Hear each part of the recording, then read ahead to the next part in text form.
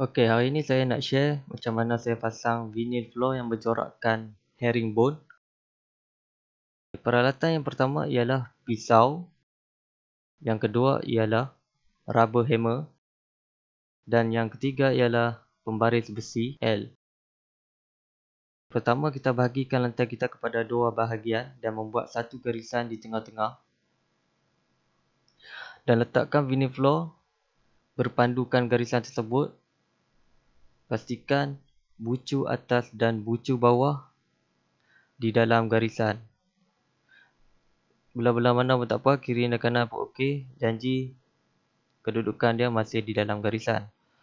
Okey, pastikan pertama tu betul-betul tepat sebab dia akan menentukan vinyl floor yang seterusnya, sebab kita berpandukan pada yang pertama. Kalau sengit yang pertama, habislah semua. So, corak ni jangan keliru macam ni. Kita mesti membuatkan dia selang-seli macam ni. Okey, tanpa melengahkan masa, jom kita start.